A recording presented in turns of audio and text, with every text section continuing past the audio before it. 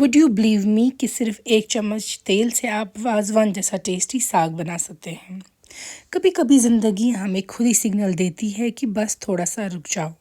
काफ़ी टाइम में लगातार वीडियोस बनाती रही, लेकिन ब्रेक लेना भी ज़रूरी था for my own mental peace. और अब उस ब्रेक के बाद मैं वापस आ गई हूँ फ्रेश एनर्जी के साथ, नई स्टोरीज़, नए कंटेंट के साथ। और ट्राई करेंगे हम लेस ऑयल की कुकिंग करना। यहाँ पे मैंने बिल्कुल 1 चम्मच मेजर करके मस्टर्ड ऑयल लिया है। इसको मैं डाल दूँगी प्रेशर कुकर में। तो हमें इसको स्मोक रिलीज़ होने के लिए वेट कर देना है। इस तरीके से मैं इसको स्प्रेड कर रही हूँ ताकि ये एक ही जगह पे जो है बर्न ना करे हमारे बॉटम ऑफ द पैन को। यहाँ पे देखिए स्मोक निकल चुकी है। तो अब हम इसमें एक प्याज डालेंगे। एज यू कैन सी 1 चम्मच तेल इस कंपैरेटिवली नॉन एग्जिस्टेंट, लग रहा है कि बिल्कुल कुछ नहीं डाला है इसमें, लेकिन हम इसी में कुकिंग करेंगे और बहुत ही टेस्टी भी बनाएंगे साग।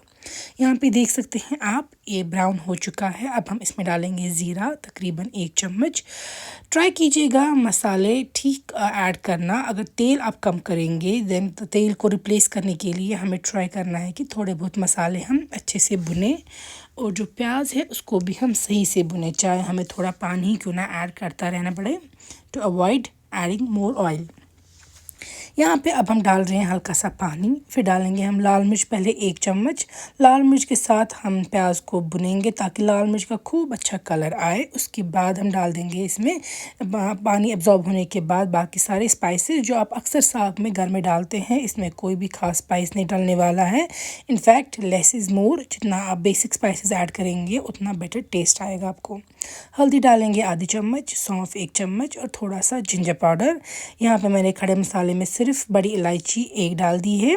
और हल्का पानी डालने के साथ मैं डाल दूँगी यहाँ पे होममेड जिंजर गार्लिक का पेस्ट। अब हम इन चीज़ों को फ्राई करेंगे जब तक पानी थोड़ा एब्जॉर्ब हो जाएगा, रिड्यूस हो जाएगा। नमक भी आप चाहें तो इसी स्टेज पे डाल सकते हैं। फिर हम इसमें डालेंगे पानी उतना जितने में हमें साग को कुक करना है।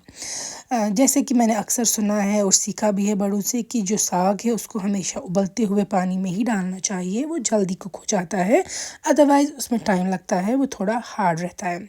यहाँ पे हमने साग को साफ़ किया था, वॉश किया था, फिर हमने डाल दिया वो उबलते हुए हमारे जो पानी था ये मसालों का उसमें।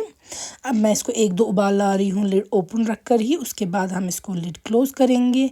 3-4 विसल्स या डिपेंडिंग अपॉन कितना आपको टाइम लगेगा साग को कुक होने में। साग को कुक करेंगे, करी उतनी नहीं रखेंगे, मीडियम ही रखेंगे। तो यहाँ पे देख सकते हैं हमारा ऑयललेस साग तैयार है। टेस्ट में बहुत ज़बरदस्त है ये, आप भी ज़रूर ट्राई कीजिएगा। एंड ऑब्वियसली ये काफ़ी हेल्दी है, इसमें कैलोरीज़ भी कम है और मज़े में भी बिल्कुल वैसा ही है।